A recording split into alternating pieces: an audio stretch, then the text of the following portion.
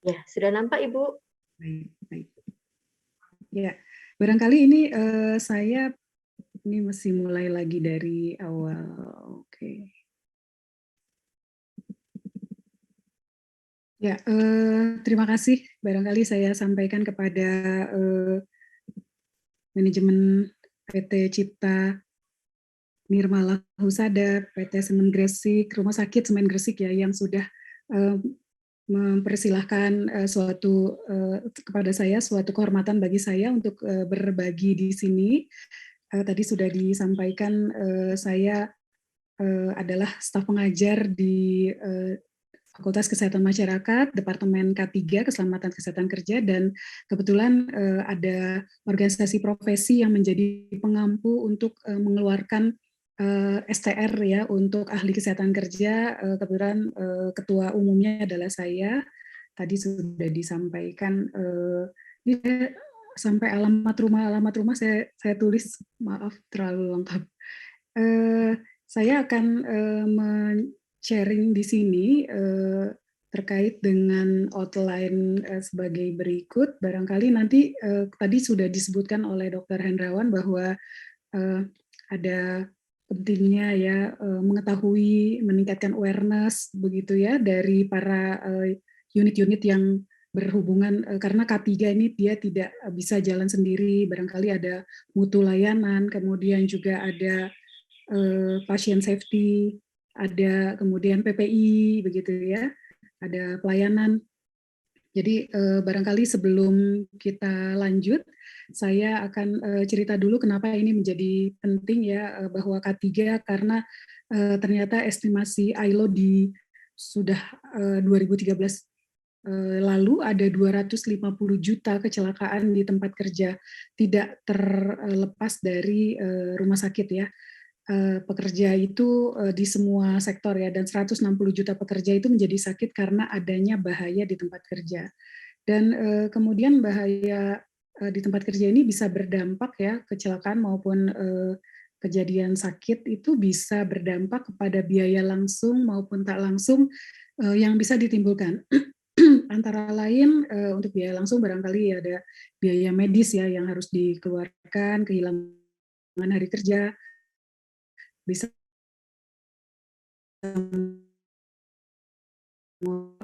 orang ya, baik itu dia sakit maupun celaka, yang dia harus tidak masuk ini juga akan kita akan menjadi beban ya, beban untuk mencari lagi orang yang baru untuk biaya pelatihannya, kerusakan perbaikan peralatan barangkali jika terjadi serta hal-hal buruk lainnya. Untuk itu kemudian salah satu upaya untuk meminimalisir hal tersebut terjadi, dibuatlah satu peraturan yaitu pelaksanaan keselamatan dan kesehatan kerja. Dan K3 ini ternyata juga memang banyak beririsan, banyak bersinggungan ya, merupakan multidisiplin ilmu juga, yang tujuannya adalah menciptakan tempat kerja yang aman dan sehat dari kecelakaan. Ini adalah kemudian bisa meningkatkan efisiensi dan kaitannya efisiensi dan produktivitas. 16 tahun yang lalu kami sudah lakukan kajian ya bahwa upaya-upaya K3 yang diimplementasikan ternyata akan bisa menurunkan, mengefisiensikan biaya, yaitu biaya-biaya dari pengobatan, kemudian biaya yang timbul akibat potensi kecelakaan serta biaya kerusakan itu sudah pernah kami hitung. Kemudian bicara tentang dasar hukumnya, jadi dari sisi efisiensi, dari sisi biaya kita bisa menekan, ternyata juga dari sisi undang-undang ini sudah merupakan keniscayaan ya, sudah merupakan satu kewajiban. Kita punya UUD 45 sebagai undang-undang rujukan dari negara kita, kemudian diturunkan lagi dasar hukum K3 Rumah Sakit ini adalah dari Undang-Undang 170 tentang keselamatan kerja serta Undang-Undang 36 2009 tentang kesehatan kerja. ada pasal 164 yaitu upaya kesehatan kerja yang ditujukan untuk melindungi seluruh pekerja. Ini sudah diatur undang-undangnya. Kemudian ada satu lagi undang-undang rumah sakit yang tidak yang terlupa saya masukkan. Ada undang-undang rumah sakit nomor 4 tahun 2009 ini bahwa setiap rumah sakit itu wajib diakreditasi ya. Di mana aturan pelaksananya dari undang-undang tersebut diturunkan ke ini ada masih satu undang-undang lagi tentang ketenaga kerjaan ya pasal 86 dan 87 bahwa setiap pekerja mau itu di institusi manapun ya tidak terlepas dari rumah sakit itu punya hak untuk memperoleh perlindungan atas keselamatan dan kesehatan kerjanya. Kemudian di pasal 87 setiap perusahaan wajib menerapkan sistem manajemen K3. Jadi kita lihat dari sisi payung hukumnya ini sudah sangat kuat sehingga ini menjadi wajib pelaksanaannya. Bagaimana kita bicara lebih lanjut tentang sistem manajemen K3 di rumah sakit. Ini memang SMK 3 di rumah sakit ini masih mengacu kepada PP 50 tahun 2012 tentang penerapan sistem manajemen keselamatan dan kesehatan kerja di mana di pasal 5-nya bahwa setiap perusahaan wajib menerapkan SMK 3 di perusahaannya. Kemudian saya skip yang nomor 2-nya. Kemudian untuk peraturan hukum SMK 3 rumah sakit yang dikeluarkan oleh Kementerian Kesehatan ini ada di Permenkes 66 2016 tentang K3 di rumah sakit, bahwa setiap rumah sakit wajib menyelenggarakan K3 rumah sakit. Dan untuk penyelenggaraannya itu diserahkan kepada masing-masing rumah sakit bagaimana mampu laksananya. Yang penting ada bisa berbentuk komite, bisa berbentuk panitia P2K3, atau barangkali sudah berbentuk departemen atau unit. Yang penting adalah bisa menerapkan standar-standar K3 di rumah sakit. Kemudian dari Permenkes ini kita lihat bahwa sebetulnya dasar hukum ini sangatlah beralasan. Mengingat kalau kita lihat rumah sakit ini adalah salah satu industri yang padat karya ya, di mana karyawannya pasti banyak sekali.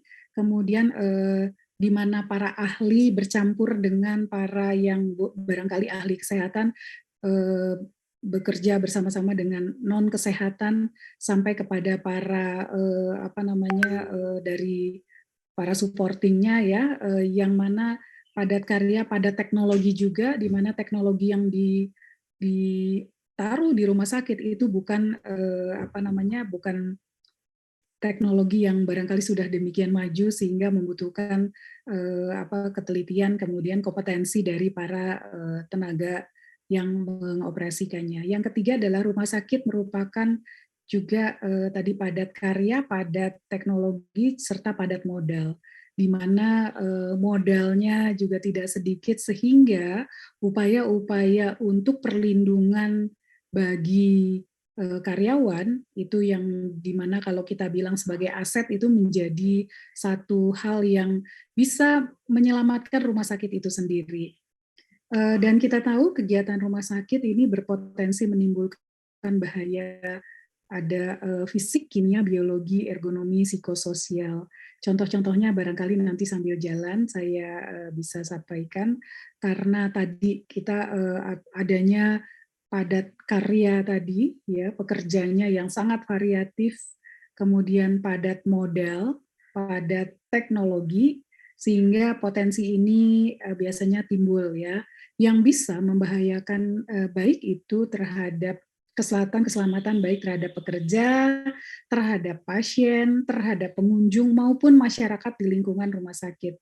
Inilah yang kemudian dicoba dicegah ya supaya meminimalisir risiko yang bisa berdampak pada baik itu kepada pekerja, kepada pasien, kepada pengunjung maupun masyarakat di lingkungan rumah sakit. Untuk itu di sini dasar hukumnya untuk sistem manajemen K3 rumah sakit adalah Kemenkes 432 2007 tentang pedoman K3 di rumah sakit. Ini sebetulnya tadi ya KMK 66 juga ini sudah diatur ya. Jadi kalau kita lihat definisi keselamatan dan kesehatan kerja di rumah sakitnya adalah keselamatan itu lebih kepada upaya-upaya mengurangi risikonya terjadi kecelakaan. Jadi sebetulnya bicara K3 itu ada dua konsep besar, Bapak Ibu yang saya banggakan, yaitu konsep keselamatan dan kesehatan kerja.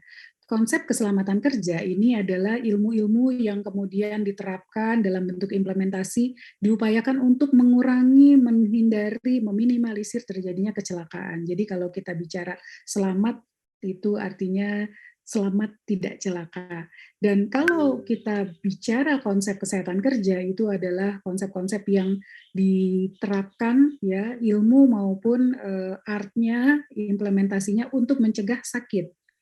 Jadi kalau kita lihat kerugian dari keselamatan itu adalah yang berhubungan dengan manusianya, peralatan, ada objek kerja, ada tempat kerja, ada lingkungan kerja, baik langsung maupun tidak langsung. Jadi kita bicara safety ini objeknya banyak. Kemudian kalau kita bicara, nah ini saya sedikit menyinggung ke keselamatan pasien, mengingat bahwa rumah sakit ini bertanggung jawab bukan saja untuk mengupayakan perlindungan ya bagi tenaga karyawannya, tenaga kesehatan maupun non kesehatan, tapi juga keselamatan pasien ini menjadi salah satu bisnis utamanya rumah sakit ya. Untuk itu saya kutip dari Mikravian Hakriken bahwa keselamatan pasien itu berperan penting dalam meningkatkan mutu dan mengurangi risiko. Jadi ketika bicara K3 itu dia embedded, yang namanya patient safety itu akan ngikut, butuh layanan itu akan ngikut, begitu ya. Karena keselamatan pasien ini berperan penting untuk meningkatkan mutu, mengurangi risiko, baik itu pada tenaga kesehatan, pada tenaga non-kesehatan, risiko dari sarana prasarana, kemudian juga risiko finance tentunya, dan bicara keselamatan pada organisasi ini ujung-ujungnya adalah budaya, sehingga memang bicara safety culture ya, budaya keselamatan ini butuh komitmen. Bukan saja komitmen dari pimpinan, saya lihat barangkali di sini karena tadi sudah disampaikan oleh Dr. Hendrawan bahwa pimpinan sudah menyerahkan BOD ya, sudah mengingatkan dan menyelenggarakan kegiatan ini, artinya nilai-nilai value dari pimpinan pada kelompok, kemudian sikap, persepsi, kompetensi bukan saja pada pimpinan tapi juga pada level middle dan sampai kepada level terujung dari unit rumah sakit ini sangat berperan. Apa saja? Jadi selain sikap, persepsi, kompetensi, pola perilaku untuk membentuk gaya dan kemahiran. Kesehatan organisasi ini juga masuk organisasi dan manajemen keselamatan. Sehingga kewajibanlah rumah sakit untuk menuju patient safety ya, berdasarkan Kemenkes RI 2011 itu ada 7, karena ada hak-hak pasien yang mesti diperhatikan, ada edukasi bagi pasien dan keluarga, kemudian keselamatan pasien dalam kesinambungan pelayanan, ada penggunaan metode peningkatan kinerja untuk melihat evaluasi peningkatan patient safety-nya, peran leadership ya, pendidikan bagi staf tentang keselamatan pasien dan komunikasi. Barangkali pertemuan hari ini merupakan bagian dari edukasi bagi staf ya, tentang bukan saja tentang keselamatan pasien tapi juga tentang keselamatan dan kesehatan kerja secara menyeluruh ya. Jadi kalau kita lihat keselamatan dan kesehatan kerja ini adalah segala kegiatan untuk menjamin, melindungi SDM, fasilitas. Jadi yang dilindungi bukan saja SDM tapi juga fasilitas Yankesnya, pasiennya, pendamping pasien, pengunjung maupun sampai kepada masyarakat di sekitar lingkungan rumah sakit. Kemudian kalau kita lihat lagi, barangkali ini prinsipnya ya, nanti kita akan masuk, prinsip-prinsipnya adalah kita kendalikan risikonya.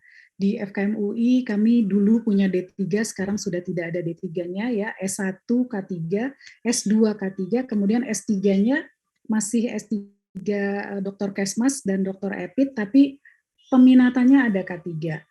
mau belajar dari S1 sampai S3, ini prinsip yang dipelajari dalam K3 adalah bagaimana kita mengendalikan risiko. Kalau kita sudah tahu bahayanya, bagaimana kemudian langkah berikutnya kita kendalikan risikonya. Prinsipnya kita mulai dari eliminasi, substitusi, engineering control, ya, pengendalian secara teknik, kemudian pengendalian secara administratif, serta APD. Ini barangkali merupakan modal, ya, cara berpikir secara piramida terbalik ini merupakan prinsip dasar untuk manajemen risiko.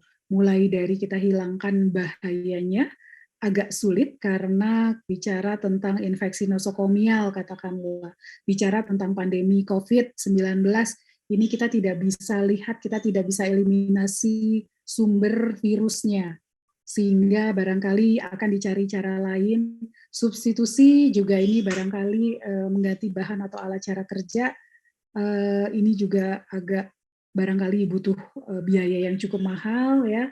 Kemudian turun, ya. Jadi ini adalah prinsip harus dimulai dari atas, tapi kalau tidak sanggup baru ke bawah sampai kepada APD, alat pelindung diri. Nanti kita akan bahas lebih detail.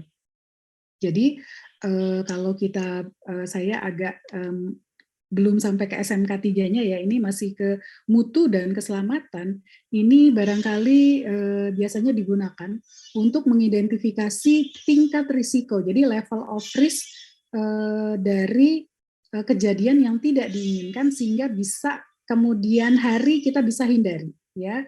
Kita bisa minimalisir dalam rangka continuous improvement, ya. Ini kita bicara mutu dan pelayanan kesehatan. Bicara mutu sebetulnya merupakan pelayanan kesehatan lanjutan, ya, pada pasien. Lagi-lagi para tenaga kesehatan dan para tenaga non kesehatan yang di rumah sakit ini dituntut untuk melakukan pelayanan kesehatan yang nomor satu, ya, yang paripurna. Baik itu secara individu dan kelompok, ini tentunya berkaitan dengan improvement, ya, dengan parameter-parameter adanya keselamatan atau keamanan, adanya efisien, efektif, adil, tepat waktu, dan orientasi pada pasien, people center. Sehingga mutu pelayanan kesehatan ini kalau kita bisa lihat, dia bisa meliputi dari mutu secara nasional, karena di nasional juga kebetulan saya menjadi salah satu tim juga yang bersama-sama mengembangkan instrumen untuk melihat sejauh mana sebetulnya implementasi mutu pelayanan ini, mutu patient safety, mutu prioritas rumah sakit, mutu unit, panduan praktik klinis, ya, PPK, akhirnya diturunkan. Bapak Ibu sekalian, bicara tentang mutu dan keselamatan, barangkali kemudian bisa saya turunkan lagi bahwa bicara tadi bahwa tenaga kesehatan dan tenaga non kesehatan ini wajib melakukan pelayanan kesehatan yang paripurna, yang harus service excellent katanya. Untuk itu barangkali sebelum kita tuntut para karyawan untuk melakukan layanan yang super, service excellent, barangkali kita perlu, manajemen perlu melihat juga apakah ada risiko pekerja yang untuk bisa saling terinfeksi. Karena pekerja itu kan pada saat bekerja di satu unit atau di rumah sakit itu kan bekerja tentunya tidak sendiri, ya, ada bersama-sama. Kemudian potensi-potensi kecelakaan juga perlu dilihat, ya. Mengingat tadi mutu layanan tidak akan terjadi kalau kita tidak memperhatikan bahaya dan risiko kesehatan dan keselamatan di tingkat para tenaga kerjanya, karyawannya. Jadi barangkali kita bicara tentang pencegahan kecelakaan penyakit akibat kerja, ya. Jadi ada kecelakaan ini yaitu safety-nya, konsep keselamatan, dan penyakit akibat kerja ini kita bicara kesehatan kerjanya. Ini yang ingin dicegah. Jadi kecelakaan dan penyakit inilah yang prinsip yang ingin dicegah dalam implementasi K3 di rumah sakit. Lewat ada antisipasi, ada rekognisi, ada evaluasi, dan pengendalian risiko. Dan kita kenal ada namanya program Total World Health ya. Jadi ini adalah pendekatan sistematis dan kaitannya dalam kaitannya organisasi untuk membentuk keseluruhan yang terintegrasi dengan kesehatan, keselamatan, dan kesejahteraan pekerja. Jadi ini kaitan antara mutu dan safety ya. Sehingga bisa kita definisikan K3 di rumah sakit yang selanjutnya keselamatan kesehatan kerja di rumah sakit selanjutnya saya akan singkat menjadi K3RS adalah segala bentuk kegiatan untuk menjamin, untuk melindungi keselamatan dan kesehatan bagi sumber daya manusia di rumah sakit, bagi pasien, pendamping pasien, bagi pengunjung maupun di lingkungan di rumah sakit lewat apa? Upaya-upaya pencegahan kecelakaan dan penyakit akibat kerja. Jadi kita lihat memang K3RS ini rasanya menjadi payung dalam implementasi unit-unit seperti patient safety, PPI, serta K3 itu sendiri. Kalau kita lihat ya K3 dalam perspektif sistem ya, mengingat ini masih dalam bulan K3 tidak apa-apa Dok Hendrawan ya bahwa bulan K3 ini bahkan ada yang sampai bulan April, Mei, Juni, Juli begitu ya pelaksanaan acaranya karena memang itu adalah momen ya 12 Januari sampai 12 Februari itu merupakan periode momen K3 secara nasional ya. Kemudian kalau kita lihat sistem manajemen keselamatan dan kesehatan kerja dalam rumah sakit ya di perspektif sistem ini merupakan kalau kita lihat definisi sistemnya adalah satu set komponen yang saling berinteraksi. Kenapa saling berinteraksi? Karena bicara K3 ini sama pentingnya dengan kita bicara sistem finance, keuangan. Sama seperti halnya kita bicara sistem SDM yang ada. Ini komponen yang saling berinteraksi, berjalan bersama-sama untuk mencapai tujuan bersama. Kemudian kalau kita lihat masih karakteristik sistem ya K3 ini sudah terintegrasi, ini yaitu orientasi pada tujuan, di mana memiliki struktur yang terdiri atas komponen yang diatur secara sistematis. Ini saya off cam sebentar, ada sinyalnya dikasih tanda kurang bagus. Kemudian biasanya berorientasi pada tujuan, memiliki struktur, yaitu terdiri atas komponen-komponen yang diatur secara sistematis ya. Jadi ada input, ada proses, ada output. Di mana input ini masuk ke dalam sistem yang untuk diproses biasanya input nanti kita akan bahas biasanya man, money, machine, materi, methods gitu ya, material. Kemudian proses ini merupakan transformasi input menjadi output. Kemudian output adalah hasil proses transformasi tadi. Kemudian biasanya komponen ini sifatnya saling interdependen ya. Jadi bisa saling interdependen, dia bisa berdiri sendiri namun tetap bekerja bersama dalam mencapai tujuan. Ini sistem boundary-nya. Barangkali ini agak sedikit konsep, tapi kalau kita lihat apa itu sebetulnya sistem manajemen K3 yang diatur di PP 50 2012, ini peraturan pemerintahnya dikeluarkan oleh Kementerian Tenaga Kerja dan Transmigrasi. SMK3 adalah bagian dari sistem manajemen perusahaan. Karena tadi saya sudah sampaikan sifatnya sudah terintegrasi sehingga dia merupakan bagian dari sistem manajemen perusahaan yang secara menyeluruh dalam rangka mengendalikan risiko yang berkaitan dengan kegiatan kerja guna tercipta tempat kerja yang produktif dan tentunya efisien. Ini merupakan pemahaman sistem manajemen K3 dari PP 50 tahun 2012. Apa itu sistem manajemen K3 di rumah sakit? Ini tentunya sama dengan SMK3 yang tadi secara umum, yaitu serangkaian rencana, tindakan, prosedur untuk mengelola risiko terkait K3, di mana dengan setting rumah sakit. Tujuannya adalah untuk perbaikan yang terus-menerus ya, perbaikan performa K3 secara berkelanjutan. Kalau saya bilang performa K3 berarti tadi ada seseorang atau kelompok pekerja itu sehat, selamat ya, tidak sakit, tidak celaka. Sehingga akan berdampak tentunya pada patient safety, kepada pengunjung, juga sampai kepada lingkungan rumah sakit. Jadi kalau kita lihat policy K3 yang diimplementasikan ya lewat planning, organizing, actuating, controlling ya, ada implementasi, kemudian ada evaluasi, ada manajemen review. Nah, ini sifatnya sangat dinamis karena ada continuous improvement.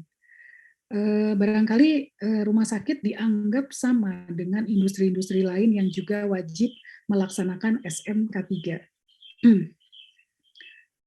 Kalau saya boleh sedikit menjelaskan bahwa SMK3 ini diperlukan sebetulnya sebagai framework ya yang membantu organisasi, dalam hal ini adalah manajemen rumah sakit, untuk dapat secara konsisten dalam mengidentifikasi, mengendalikan risiko K3. Ini adalah backbone-nya ya. Jadi kita ngomong banyak-banyak tentang K3 di rumah sakit, intinya adalah bisa mengidentifikasi dan bisa mengendalikan risiko K3. Kalau saya sampaikan risiko K3 berarti tadi risiko sakit dan celaka. Termasuk di dalamnya ada kebakaran, misalnya ada kejadian-kejadian yang tidak diharapkan ya, tertusuk jarum dan sebagainya. Kemudian mengurangi potensi insiden, tadi barusan saya kasih contohnya ya, ada kejadian yang tidak diharapkan, ya ada near miss, ya nyaris celaka. Kemudian bisa membantu memenuhi compliance terhadap regulasi, tadi regulasinya sudah kami jelaskan, serta memperbaiki performa secara terus-menerus, yaitu continuing improvement ya. Jadi kalau kita lihat begitu K3-nya ini diterapkan, benefitnya ini banyak sekali. Bapak Ibu yang saya hormati, di sini merupakan saya berikan SMK3 yang efektif ternyata mempunyai ciri ya, memiliki komitmen top manajemen. Mudah-mudahan di sini saya lihat di rumah sakit Gresik ini sudah komitmennya sudah luar biasa, kemudian didukung oleh sistem manajemen perusahaan secara menyeluruh, struktur SMK3-nya transparan ya, baik itu bisa dipahami, dimengerti oleh semua karyawan, dan relevan untuk semua proses bisnis. Kemudian SMK3-nya diupdate secara berkala. Barangkali kalau bisa 1 atau 2 tahun itu dilakukan continuous improvement ya. Barangkali ketika ada restrukturisasi atau perubahan produk, perubahan jasa, layanan, itu perlu SMK3-nya perlu diupdate. Adapun lingkup untuk penyelenggaraan SMK3, nah ini biasanya dimulai dari ini saya sharing saja. Mudah-mudahan ini tadi dari obrolan singkat saya di awal dengan Pak Rifai, kelihatannya memang komitmen pimpinannya sudah sedemikian luar biasa, sehingga ini merupakan refreshing saja ya. Dimulai dari penetapan kebijakan K3 rumah sakit. Jadi tadi payung hukum secara nasionalnya sudah ada, kemudian kebijakan di rumah sakitnya perlu ditetapkan, dan itu disebarluaskan ke semua lini, ke semua karyawan ya, baik itu yang kontrak, yang permanen maupun vendor, karyawan kontrak dan sebagainya, itu semua harus disampaikan bahwa rumah sakit punya policy tentang K3.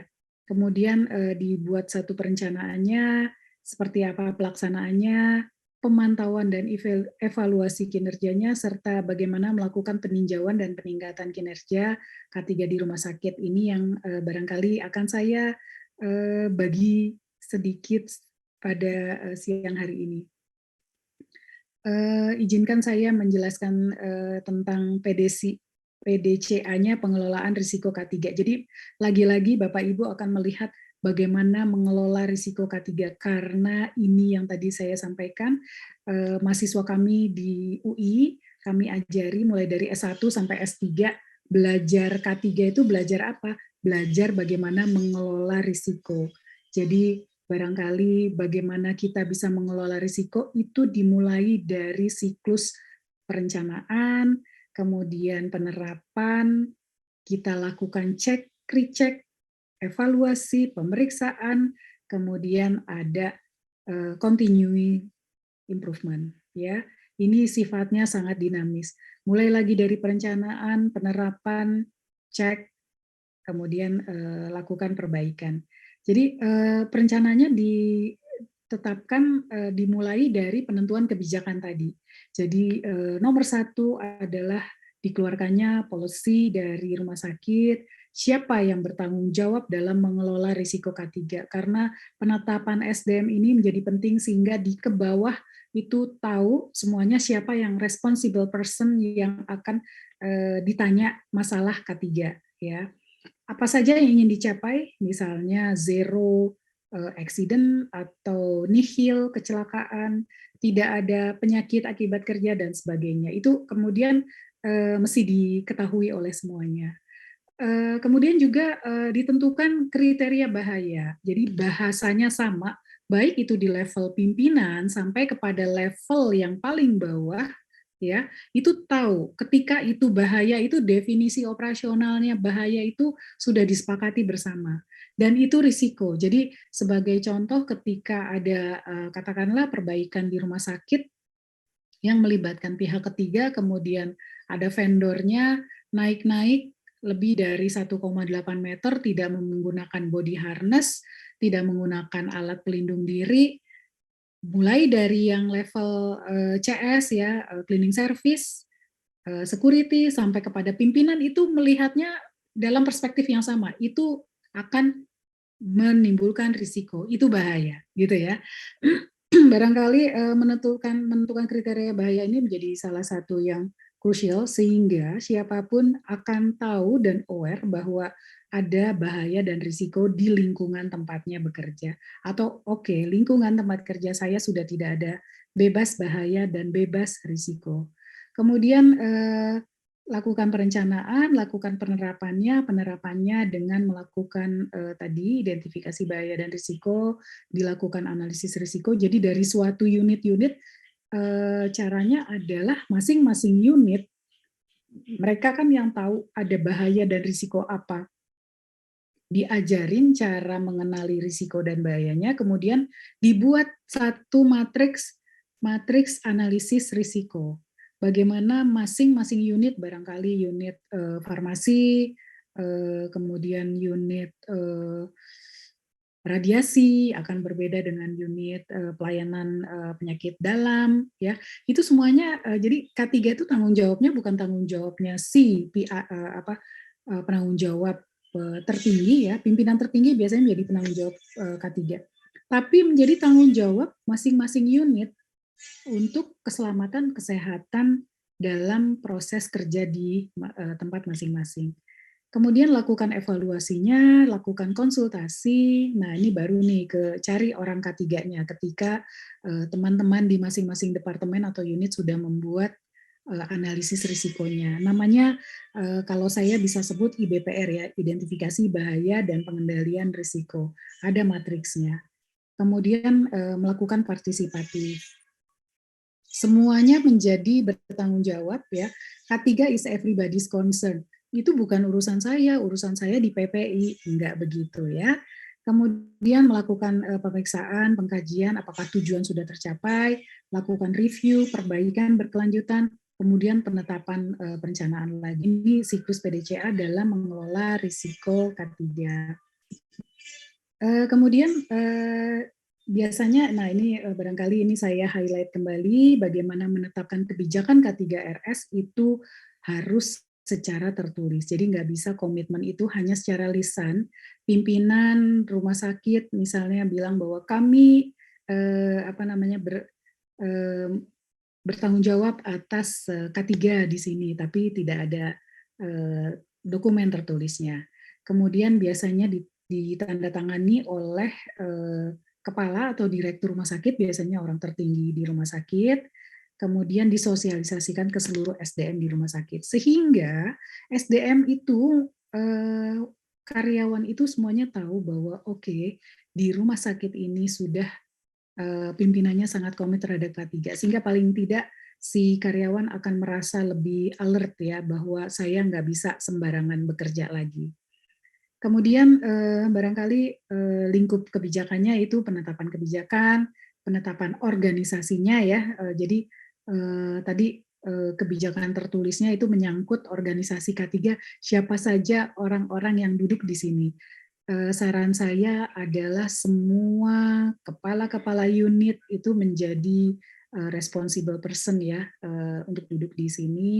Kemudian penetapan dukungan, pendanaan, sarana dan prasarana. Nah, ini juga penting. Kalau sudah ada kebijakannya, tentunya mesti diikuti dengan komitmen dukungan untuk anggaran, sarana dan prasarananya. Setelah ditetapkan kebijakan, kemudian dilakukan perencanaannya, dibuat berdasarkan manajemen risiko K3 di rumah sakit, serta peraturan perundangan lainnya. Ini lagi-lagi ditetapkan oleh kepala atau direktur rumah sakit berdasarkan faktor risiko. Jadi akan ada tim di perwakilan masing-masing unit ini akan menetapkan misalnya 10 risiko tertinggi di rumah sakit ini apa sih. Jadi semuanya akan keluar dengan ide, dengan informasi dari tempatnya masing-masing, dari unitnya masing-masing. Dan ini biasanya berkala ya, setiap 1 tahun sekali, karena akan ditinjau apakah katakanlah bahaya dan risiko di unit tertentu itu apakah sudah makin menurun atau makin bertambah karena instalasinya bertambah, karena ternyata bednya bertambah, pelayanannya juga bertambah, orangnya bertambah, sehingga tentunya matriks untuk penghitungan bahaya risikonya juga harus dirubah lagi. Jadi dia biasanya peninjauan 1 tahun 1 kali. Setelah tadi penetapan kebijakan, dilakukan perencanaan, kita masuk ke implementasi K3 di rumah sakit. Ini kita bicara SMK3RS ya, Bapak Ibu. Setelah tadi ada implementasi ini, ada perencanaan ya tadi, dokumen-dokumen kebijakan sampai kepada dokumen yang levelnya sifatnya SPO ya. Jadi kan kalau kebijakan, kemudian dokumen yang turunannya itu ada SK, ada pedoman, ya, ada standar, kemudian ada sistem produk prosedur dan operasinya seperti apa, juklak juknisnya seperti apa gitu ya. Ini udah masuk ke implementasi. Kemudian dijadikan satu folder, file yang mudah untuk ditelusur, kemudian dilakukan perencanaan secara berkala ya. Sewaktu-waktu unit kerja atau Pokja ini bisa melakukan tadi ya continuous improvement, perbaikan dari SK-SK ataupun pedoman SOP tersebut. Bagaimana pelaksanaannya untuk manajemen risiko, lakukan self assessment ya, kemudian memberikan feedback ke satuan kerja yang dilakukan tracer, lakukan evaluasi tracer terhadap feedback yang diberikan, kemudian bagaimana contohnya adalah penggunaan alat yang barangkali alatnya sangat mahal, tentunya kemudian bisa berisiko juga bagaimana cara pakai alatnya, bukti pemeliharaan alat dan APD-nya, bagaimana pelatihan aparnya, di mana titik kumpul, barangkali ini adalah contoh ya, seperti apa rambu dan sainnya, penyediaan spill kit-nya, penambahan fingerprint, dan lain-lain. Jadi ini dibuat hiradisinya dan HVA-nya yang kemudian ini akan terus-menerus di-update. Ya. Ini masih pelaksanaannya, jadi bagaimana melakukan manajemen risiko K3 di rumah sakit, bagaimana implementasi keselamatan keamanan di rumah sakit, pelayanan kesehatan kerjanya seperti apa, ini juga sudah masuk ke dalam elemen-elemen yang dinilai oleh Direktorat Mutu ya dan Layanan dalam hal implementasi K3 di masa pandemi ini ya. Bagaimana kemudian sejauh mana mutu layanan, sejauh mana upaya-upaya perlindungan bagi pekerja ya sesuai dengan KMK 413 dari Kementerian Kesehatan ya. Kemudian dengan adanya pandemi COVID ini sudah ditetapkan juga berdasarkan KMK 327 bahwa COVID pada pekerja yang kontak kepada nakes yang kontak langsung itu ditegakkan sebagai penyakit akibat kerja. Jadi bagaimana sisi pelayanan kesehatan kerjanya, pengelolaan B3 dari aspek K3, pencegahan pengendalian kebakaran, pengelolaan prasarana rumah sakit, pengelolaan peralatan medik, dan kesiapsiagaan menghadapi kondisi darurat. Semuanya menjadi hal yang perlu dipahami, disepakati oleh masing-masing unit ya.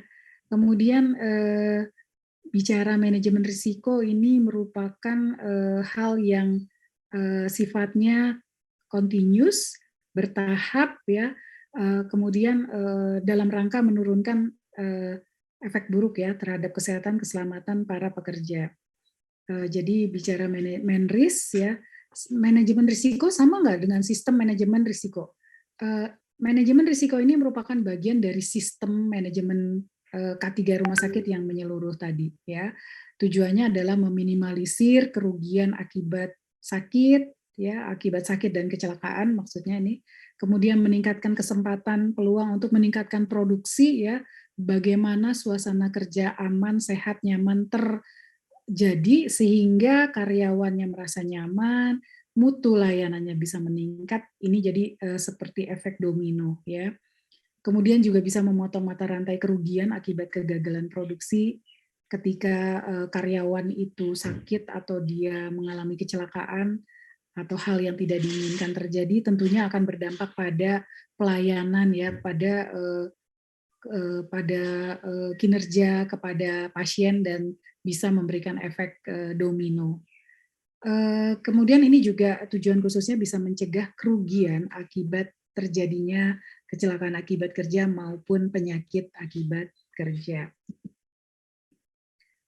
Berikutnya setelah dilakukan implementasi manajemen risiko, dilakukan pemantauan dan evaluasi kinerja K3 di rumah sakit. Ini rasanya kalau untuk pemantauan evaluasi Bapak Ibu barangkali sudah baik internal ya, dilakukan barangkali pemantauan atau audit internal saling mengaudit ya antar unit atau evaluasi yang sifatnya eksternal, yaitu dari lembaga-lembaga yang memang sudah ditunjuk oleh Kementerian Kesehatan. Dalam hal ini adalah saya dapat info sudah 2 kali ya dilakukan akreditasi oleh KARS ya, Komite Akreditasi Rumah Sakit, di mana kemudian pemantauan ini memang dilakukan oleh SDM ya di K3 rumah sakit yang kemudian ditugaskan oleh kepala atau direktur.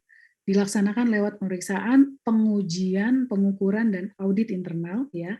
Dalam hal rumah sakit tidak memiliki SDM, barangkali bisa menggunakan jasa pihak lain. Kemudian hasil pemantauan dan evaluasi biasanya digunakan untuk melakukan tadi continuous improvement, tindakan-tindakan perbaikan.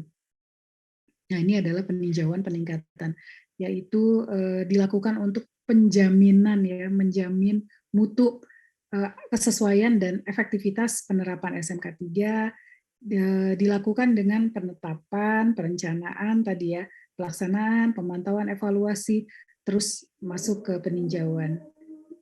Ini juga digunakan untuk melakukan perbaikan dan peningkatan kinerja, dituangkan dalam indikator kinerja yang biasanya tiap tahun itu perlu di review kembali.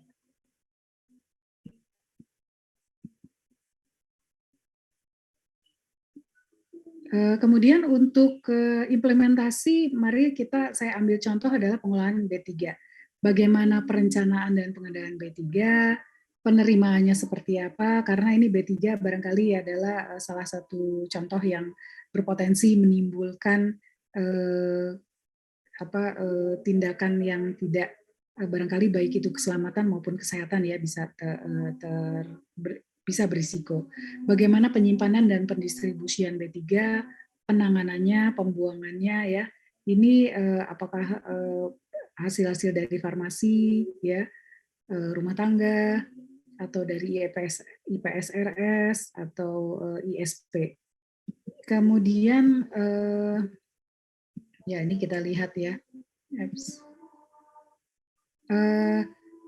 Ini adalah contoh-contoh bahan berbahaya yang barangkali masuk ya dan beracun yang masuk ke dalam kategori B3 yang kemudian kita mesti cermati bagaimana pengelolaannya ya. Sepertinya sepele tapi ini juga penting ya. Kemudian barangkali penting juga kita mengetahui piktogram simbol-simbol B3 sehingga akan mudah bagi kita dalam melakukan pemantauan atau evaluasinya. Gunakan APD sesuai MSDS-nya ya, Material Safety Data Sheet yang biasanya disiapkan bersama dengan bahan berbahaya beracun tadi. Biasanya ada MSDS ya di tempat penyimpanan B3. Kemudian diberi tanda simbol piktogram sehingga semuanya menjadi sama persepsinya atas bahaya tersebut. Dilarang menyimpan B3 dalam jumlah yang besar, kemudian harus ada APAR, yang kemudian APAR tersebut masih bisa digunakan, ada ventilasi dan exhaust di ruangan tempat bekerja, dan ada spill kit ya di area penanganan B3. Barangkali ini hal-hal yang perlu diantisipasi, dimitigasi, sehingga ketika terjadi hal yang tidak diinginkan ini bisa diminimalisir risikonya. Ini contoh MSDS misalnya untuk alkohol ya, produk namanya adalah isoprofil alkohol. MSDS ini rasanya udah tahu ya, barangkali merupakan form yang berisi informasi tentang eksistensi dari zat kimia yang sedang disimpan tersebut. Apakah dia sifatnya flammable, dia sifatnya korosif atau toksik atau karsinogenik, itu biasanya disampaikan di MSDS ya. Dan seterusnya barangkali ini contoh untuk isoprofil alkohol. Kemudian ini juga contoh pembuangan limbah rumah sakit dan limbah domestik yang barangkali ada secara warna ya, bahan kimia itu warnanya dengan menggunakan plastik coklat, plastik ungu, dan seterusnya. Ada B3 dan limbah yang tidak boleh dibuang sembarangan, dan seterusnya ya. Dan kemudian ini kita masuk ke 6 isu utama manajemen fasilitas keselamatan rumah sakit. MFK ini menjadi salah satu hal yang penting ketika akreditasi dilakukan ya. Dilihat bagaimana keselamatan dan keamanannya, bagaimana pengolahan bahan berbahayanya, manajemen keadaan daruratnya, penanganan kebakaran, perawatan medis, dan sistem utilitas. Bagaimana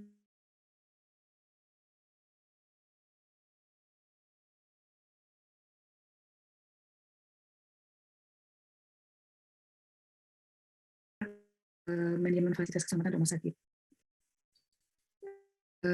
Bicara akreditasi ada 6 fokus FMS dan MFK ya, atau Facility Management Safety ya, bahasa Indonesianya manajemen fasilitas keselamatan, di mana kalau kita lihat ini sesuai dengan ranahnya akreditasi bahwa ada safety and security, hazard material, disaster management, fire safety, medical equipment, dan sistem utility ya, utility system. Ini ternyata selain manajemen risiko K3, ini juga masuk pelayanan kesehatan kerja. Ya, ini contoh saya berikan untuk daftar evaluasi pemenuhan perundang-undangan dan persyaratannya. Tadi kan perundang-undangannya banyak sekali ya. Barangkali bisa dipakai, Bapak Ibu bisa melihat sejauh mana compliance terhadap Undang-Undang 170, kewajiban untuk membentuk P2K3, melaporkan setiap kecelakaan gitu ya. Bagaimana implementasinya di Rumah Sakit Semen Gresik ini? Apakah sudah ada gitu ya? bagaimana fasilitasnya, bagaimana dokumennya, keterangannya seperti apa. Barangkali bisa dimulai dari hal yang sederhana ini. Bicara tentang K3, ini barangkali lagi-lagi yang menjadi hal yang perlu Bapak Ibu cermati adalah poin-poin yang kita akan bahas lebih lanjut lagi adalah bagaimana melakukan assessment ya terhadap tadi hazard dan risiko. Bagaimana kebisaan atau kompetensi dari teman-teman di masing-masing unit untuk melakukan identifikasi dan menganalisis potensi bahaya dan risiko. Ini kemudian akan dibalance dengan ketika kita tahu ada hazard dan risk, bagaimana pengendaliannya. Jadi ilmu untuk hazard dan risk serta tindakan pengendalian bahaya ini menjadi hal yang penting untuk dibagikan juga ya. Ilmu-ilmu untuk mengakses hazard and risk ini perlu dibagikan kepada seluruh karyawan. Ya, ini barangkali sedikit bedanya bahaya dan risiko ya, serta bagaimana pengendaliannya hierarki ya, mulai dari eliminasi, substitusi, engineering control ya, rekayasa engineering secara administratif dan secara APD. Jadi emang beda ya antara bahaya dan risiko ya begitu ya. Jadi kalau saya boleh bicara secara konsep sederhananya bahaya itu adalah segala sesuatu yang bisa menimbulkan risiko pada manusia. Tetapi ketika tidak ada manusianya, ini gambarnya gambar ceritanya ikan paus ya Bapak Ibu ya. Ketika tidak ada orang di sini ya, ketika hanya ada ikan paus di laut, itu namanya bahaya. Kapan dia menjadi risiko? Risiko ketika ada orang yang mendekati bahaya tadi, ini adalah risiko ya Bapak Ibu ya. Jadi saya ulangi lagi, ketika katakanlah ada yang namanya bahan-bahan yang terlarut ya, misalnya etil alkohol gitu ya, yang bisa menimbulkan reaksi-reaksi pada kulit gitu ya, itu akan tetap menjadi chemical hazard atau bahaya kimia tanpa risiko ketika tidak ada orang yang pegang. Tapi ketika seseorang memasuki lab yang isinya adalah chemical ya, bahan baku kimia yang berbahaya, itu kemudian masuk risiko. Sehingga harus dikendalikan. Gimana kendalikannya? Dieliminasi, ini dihilangin. Nggak bisa, karena kita kerja dengan menggunakan tadi, misalnya etil alkohol, etanol, dan sebagainya. Nggak bisa, akhirnya substitusi. Etil alkohol itu kan berbahaya misalnya ya. Diganti etil alkoholnya diganti dengan air. Ternyata nggak bisa, karena ini dibutuhkan justru fungsi dari si alkoholnya tersebut. Sehingga gimana caranya? Dilakukan rekayasa engineering. Rekayasa engineering adalah bagaimana kita tadi ya, dibangun barir, dibuat satu desain secara konstruksi supaya si ikan paus tadi tidak akan walaupun dia dekat tapi kita aman begitu ya. Barangkali dengan adanya misalnya ruang-ruang untuk mencampur ruang asam begitu ya, itu secara engineering. Kemudian secara administratif barangkali adalah secara dokumen, secara SOP ya, kemudian dilakukan pengaturan giliran, orang yang tidak kerja, yang tidak berkepentingan dilarang masuk. Nah, itu adalah pengendalian secara administratif.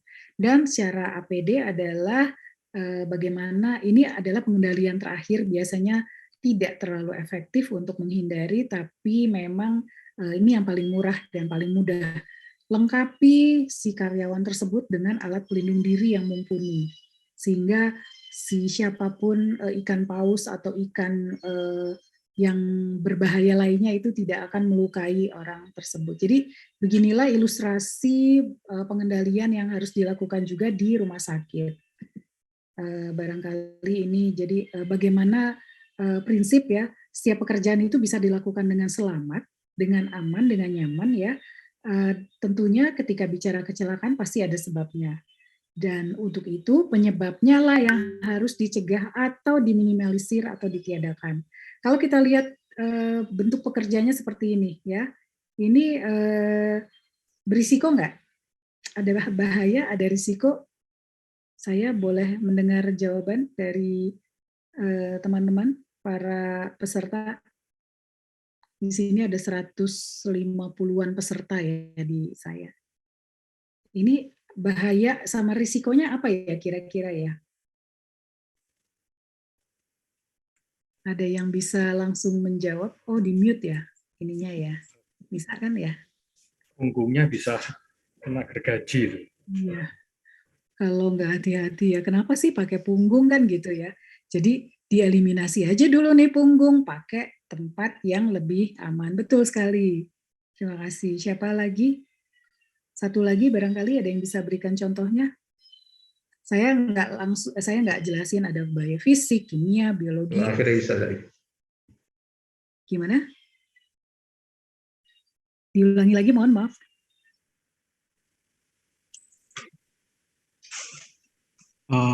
Percikan apinya itu bisa menimbulkan kebakaran. Ya, betul. Ini kita nggak tahu dia pakai Google atau enggak ya, dia nggak apa pakai kacamata atau enggak, betul sekali. Jadi sebetulnya ketika terima kasih, ketika Bapak Ibu sedang melakukan pekerjaan, hendaknya mengetahui prinsip-prinsip job safety analysis. Walaupun barangkali dokumennya belum ada, tapi kita pikirin pekerjaan yang akan kita lakukan ini akan membahayakan bagi saya kah atau bagi orang lain kah, begitu ya. Jadi kita mesti mengetahui langkah tahapan pekerjaannya, kemudian kita mesti pinter tahu bahayanya apa. Kayak tadi di laut tentunya bahayanya ada ikan paus misalnya ya. Jadi kita mesti tahu tak kenal maka kita tak selamat ya. Tak kenal maka kita bisa mengalami kecelakaan. Jadi kita harus tahu bahayanya, kita juga tahu cara mengendalikan bahaya-bahaya tersebut. Ini skill ini yang perlu terus diberikan ya, di refresh terus menerus kepada para praktisi ini. Ya, kalau boleh saya ada contoh-contoh ya jenis potensi bahaya di rumah sakit, misalnya bahaya fisik ya, ada radiasi di apa namanya di tempat barangkali di radiasi ya, di bagian radiologi maksudnya. Ada suhu panas, suhu dingin, bising, getar, ada bahaya kimia, ada ethylene oxide, formaldehid, kemudian cairan pembersih ya, itu juga ada ether, ada halogen, merkuri dan sebagainya. Bahaya biologi ini kita tahu ya, infeksi nosokomial itu disebabkan oleh adanya virus atau adanya bakteri, adanya jamur, ya parasit dan sebagainya. Bahaya ergonomi adalah cara kerja yang salah. Barangkali ini kita juga bisa lihat ya, si ini dia cara kerjanya ini salah ya. Secara ergonomis ini sudah terlanggar ya.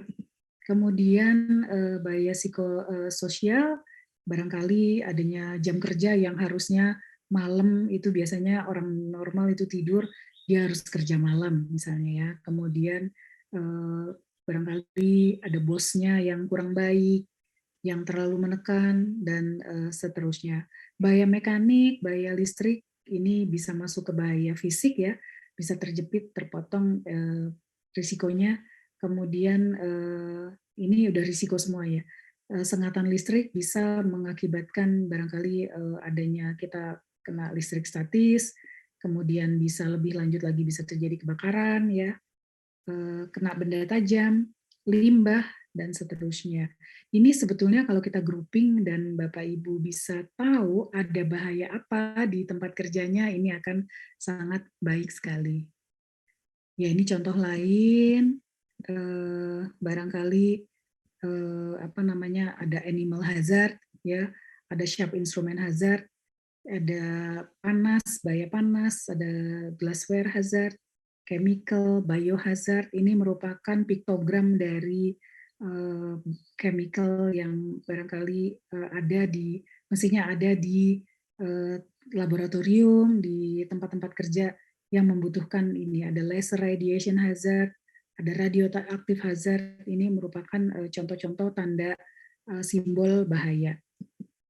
Kemudian ini merupakan contoh struktur organisasi K3-nya, ada kepala, ketua, kemudian ada sekretaris, ada bidang-bidang pengembangan program keselamatan, pengembangan program pelayanan kesehatan kerja, dan pengembangan kesehatan lingkungan kerja. Ini saya ambil ketika saya mengajar ke Rumah Sakit Muhammad Husin di Palembang. Ini contoh kebijakannya, Bapak Ibu bisa di ini ya, yang mana kebijakan pelaksanaannya rumah sakit ini berkomitmen untuk ada 1, 2, 3, 4, 5 dan semuanya harus terinfo. Tidak terkecuali tamu, pasien, pengantar pasien, siapapun yang barangkali bukan saja karyawan tapi juga orang-orang yang ada di sekitar lingkungan rumah sakit ini mesti tahu, sehingga mereka akan otomatis lebih behave ya. Jadi orang kita ini sebagai contoh kalau kita pergi ke Singapura yang tadinya kita ngeludah sembarangan, buang sampah sembarangan, buang bekas puntung rokok sembarangan, kalau kita ke negara tetangga itu yang namanya fine city ya. Jadi kota dengan penuh dengan kalau fine city itu didenda ya, sedikit-sedikit denda itu pasti akan berubah. Jadi ketika kebijakan ini sudah ada, tolong ini disebarluaskan supaya semuanya aware, semuanya bisa baca. Kemudian ini adalah contoh program kerja K3 Rumah Sakit ya. Ada bagaimana pemantauan penilaian potensial bahaya K3, kemudian kewaspadaan bencana, yang pemantauan terhadap pengawasan fasilitas medik ya. Ini untuk keselamatannya, pengawasan sarana prasarana gedung, pengendalian kontraktor. Ini program kesehatan kerjanya memantau hasil pemeriksaan kesehatan pegawai, memantau kondisi kesehatan pegawai, program kebugaran, gizi, kepatuhan terhadap larangan merokok. Ini kalau saya lihat pengalaman, kami baru saja selesai melakukan studi di 14 provinsi, kemudian ada sekitar 30-an rumah sakit ya. Untuk kesehatan kerjanya agak bolong sedikit ya, kadang rumah sakit ini alfa atau lalai ya untuk memantau ini. Padahal sesungguhnya kesehatan kerja para karyawan pekerja di rumah sakit ini adalah merupakan aset ya yang penting untuk dipantau, untuk diperhatikan. Ini yang terakhir adalah keselamatan kebakaran, bagaimana sarana proteksi. Ini yang rata-rata semuanya alert, semuanya aware ya kebakaran. Tapi begitu ke kesehatan kerja, rata-rata ini masih ya ada yang sudah jalan, ada yang jalan terus dokumennya tidak ada dan seterusnya. Ya, ini lingkup keselamatan, barangkali hal-hal yang dihindari adalah tertusuk jarum ya, kemudian cedera punggung, terpapar kuman, ya, terpleset, tersandung, terjatuh, ya ini risiko-risiko tersengat listrik, terbakar, kena bising, radiasi. Ya ini alurnya setelah misalnya ini contoh ya dari saya kutip dari Permenkes 27 2017, barangkali di Rumah Sakit Semen Gresik ini sudah ada ya bagaimana pajanan benda tajam tumpul ini dilakukan desinfeksi, cuci dengan sabun, air mengalir 1 menit, lapor ke kepala ruangan atau PJ atau kepala shift, penanganan IGD oleh dokter jaga misalnya sambil paralel, isi form pajanan terhadap benda tajam tumpul, lapor pada K3 dan PPI. Ini contoh ya, lihat ya K3 dan PPI ini saling kerjasama kolaborasi. Kemudian ini barangkali contoh alur tertusuk jarum dan terpajan cairan tubuh ya sama dengan yang tadi, barangkali nanti bisa dilihat. Ini alur luka tusuk jarum juga bisa dilihat flow-nya seperti apa.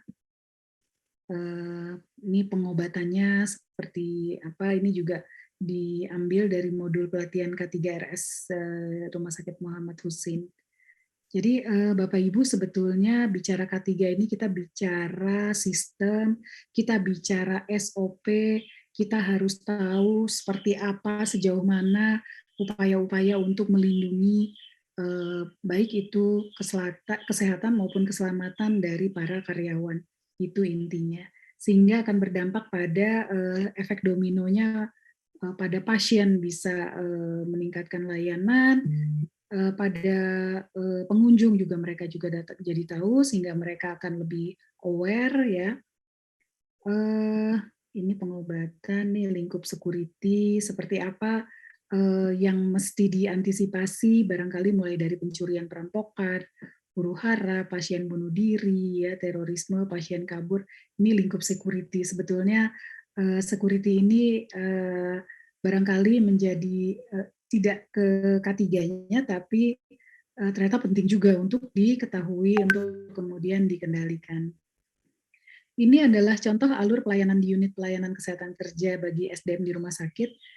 Kebetulan memang kesehatan kerja di rumah sakit ini sedang digalakkan ya, bagaimana SDM itu bisa ketika dia masuk bekerja di rumah sakit, nanti pensiun maunya dalam keadaan kondisi juga tetap sehat, tetap selamat begitu. Nah, untuk itu barangkali ini adalah merupakan alur pelayanan di pelayanan kesehatan kerja ya bagi SDM di rumah sakit.